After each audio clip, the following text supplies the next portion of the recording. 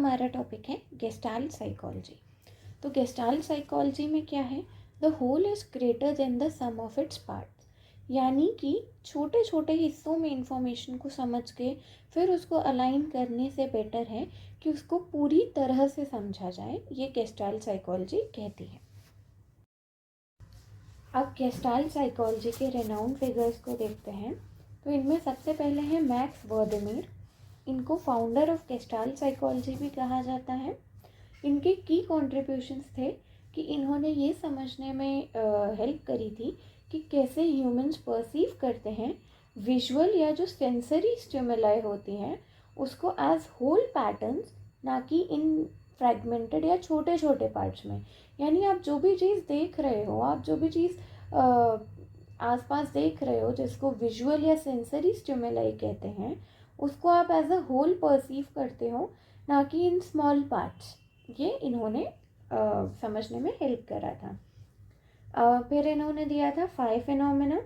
5 phenomena में क्या था कि जो ऑप्टिकल इल्यूजन क्रिएट होता है जब आप कंटिन्यूस मोशन को परसीव करते हो अलग अलग सेपरेट ऑब्जेक्ट्स के बीच में, क्योंकि वो रैपिडली हो रहा है। देखो, जैसे आपने मेलों में देखा होगा, एक बल्ब चला, दूसरा, तीसरा, चौथा, तो हमें ऐसा लगता है लाइट मूव कर रही है, जबकि वो सिर्फ एक बल्ब की लाइट, फिर दूसरे बल्ब में लाइट जलती है, तीसरे में, वो जल्दी जल्दी जलती जाती है। तो हमें क्या लगता है कि ये जो कलर्ड लाइट है वो आगे बढ़ती जा रही है। ये ऑप्टिकल इल्यूजन जो हुआ कि हमने एक कंटिन्यूस मोशन को परसीव कर लिया सेपरेट ऑब्जेक्ट्स के बीच में, क्योंकि वो रैपिडली हो रहा था। ठीक है, इसको कहते हैं 5 phenomena. Principles of gestalt psychology भी इन्होंने एक्सप्लेन करे थे कि कैसे हम ऑर्गेनाइज करते हैं विजुअल एलिमेंट्स को एज होल्स।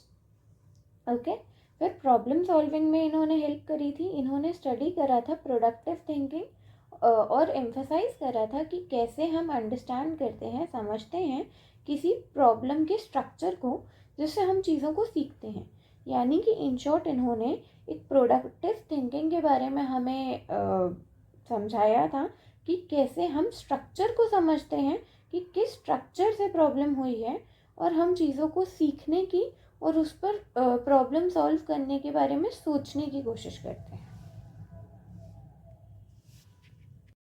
हमारे जो रेनाउंड फिगर हैं वो वोल्फगैंग कोहलर। इन्होंने होलिस्टिक व्यू ऑफ लर्निंग दिया था, यानी कि ये कहा था कि लर्निंग तब होती है जब आप किसी प्रॉब्लम के जो अलग अलग एलिमेंट्स हैं उनके बीच में क्या रिलेशनशिप है इसको समझने की कोशिश करते हो। साथ ही साथ में इन्होंने गेस्टाल्ट प्रिंसिपल्स को ऑडिटरी परसेप्शन पर भी एक्सटेंड करा था। नेक्स्ट इन्होंने फील्ड थ्योरी दी थी, जिसके मदद से हम ये एक्सप्लोर कर सकते हैं कि क्या इंटरैक्शन है किसी इंडिविजुअल और उनके इन्वायरमेंट के बीच में जो उनको साइकोलॉजिकली इफ़ेक्ट कर रहा है, या साइकोलॉजिकल प्रोसेसेस हो रही हैं जिसके कारण। तो इनका एक था फेमस चिंपैंजी एक्सपेरिमेंट। इसमें इन्होंने सेटअप क्या था कि इन्होंने एक चिंपैंजी था जिसका नाम था सुल्तान, उसको एक केज में बंद कर रखा था, एक ऐसी सिचुएशन में जहाँ पर वो बहुत हंग्री था, और जो खाना था वो केज के बाहर थोड़ा दूर था कि वो हाथ से उसको ना ले पाए। लेकिन केज के अंदर कुछ बॉक्सेस या स्टिक्स टाइप थे, जैसे एक बॉक्स या एक स्टिक ऐसा था। तो अब हुआ क्या, इनसाइटफुल लर्निंग वाले पैटर्न को इन्होंने ऑब्जर्व करा। यानी कि एकदम से जब आपको परसेप्शन आता है किसी सल्यूशन का, आप जब पूरी चीज़ों को एज अ होल समझने की कोशिश करते हो, जो आपको एक सल्यूशनरी परसेप्शन आता है, दैट इज़ इनसाइटफुल लर्निंग।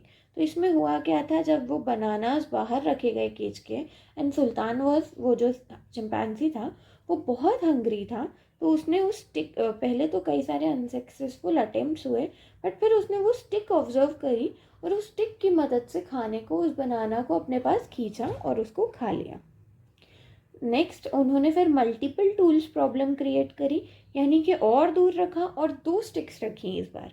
तो कुछ टाइम बाद सुल्तान ने दोनों स्टिक्स को आपस में जोड़ा और वो बनाना का जो भी बॉक्स था या जो भी खाना था उसको खींचा और खा लिया। तो इससे इन्होंने मल्टीपल टूल प्रॉब्लम्स भी प्रूव करी कि जब काफ़ी सारी दिक्कतें होती हैं तो हम कई सारी चीज़ों को मिक्स करके एक होल की तरह सल्यूशन निकालने की कोशिश करते हैं। कर्ट कोफ का, इन्होंने बात करी है परसेप्शन एंड लर्निंग के बारे में, यानी कि जब इंडिविजुअल अपने आसपास के इन्वायरमेंट को परसीव करता है तो वो सिर्फ आइसोलेटेड स्टिमुलाई नहीं देखते हैं, वो पूरा जो स्ट्रक्चर है या जो पूरा पैटर्न है उसको समझने की कोशिश करते हैं। नेक्स्ट इन्होंने फिगर ग्राउंड परसेप्शन दिया था, यानी कि जो लोग होते हैं वो ऑब्जेक्ट या फिर फिगर को उसके बैकग्राउंड यानी ग्राउंड से अलग देखते हैं या परसीव करते हैं। ओके, जैसे ब्लैक बोर्ड पे अगर कुछ लिखा हो तो हम लिखे हुए पार्ट को परसीव करते हैं, दैट इज़ द फिगर, और जो हम इग्नोर करते हैं, इतना ध्यान नहीं देते, वो है background, that is the black board, जैसा हम अभी देख सकते हैं स्क्रीन पर। फिर चाइल्ड डेवलपमेंट की इन्होंने बात करी थी। इन्होंने आर्ग्यू करा था कि जो बच्चे होते हैं वो सीखते हैं इंफॉर्मेशन को एक मीनिंगफुल होल में कन्वर्ट करके, ना कि इंडिविजुअल पार्ट्स में। आते हैं लॉज ऑफ परसेप्चुअल ऑर्गेनाइजेशन, या इनको गेस्टाल्ट लॉज भी कहा जाता है। ये वो प्रोसेस हैं थ्रू विच जो हमारा ब्रेन है वो ऑर्गेनाइज करता है सेंसरी इंफॉर्मेशन को एक स्ट्रक्चर्ड और मीनिंगफुल पैटर्न या फिर होल में हमारे अंदर। ओके, फिर it allows to make sense, ये हमें हेल्प करता है कि हम सेंस बना पाए जो भी कॉम्प्लेक्स सेंसरी इंफॉर्मेशन या स्टिमुलाई हमें आसपास दिख रही है। जैसे अभी हम देख सकते हैं स्क्रीन पर इतने सारे वर्ड्स लिखे हैं, लेकिन जब हम इनको सही तरह से परसीव करेंगे तब हम इनको एक मीनिंगफुल सेंस में परसीव कर पाएंगे। ठीक है, फिर उसके बाद पहला है फिगर एंड ग्राउंड अप्रोच।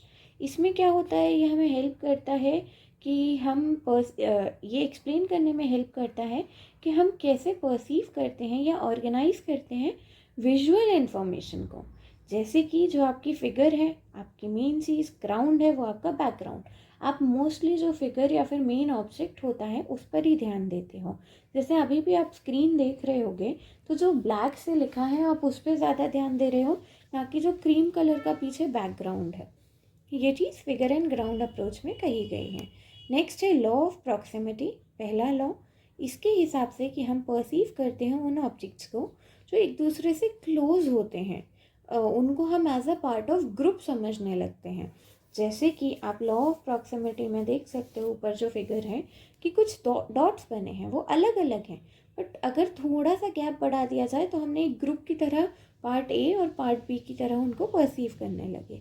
वहीं जो लॉ ऑफ सिमिलैरिटी है इसमें कहा गया है कि जो ऑब्जेक्ट्स जो सिमिलर कैरेक्टरिस्टिक्स शेयर करते हैं हम उनको ऐसा परसीव करने लगते हैं कि ये एक ग्रुप है या एक दूसरे के साथ बिलोंग करते हैं। जैसे कि जब सेम कलर हो, सेम साइज़ हो।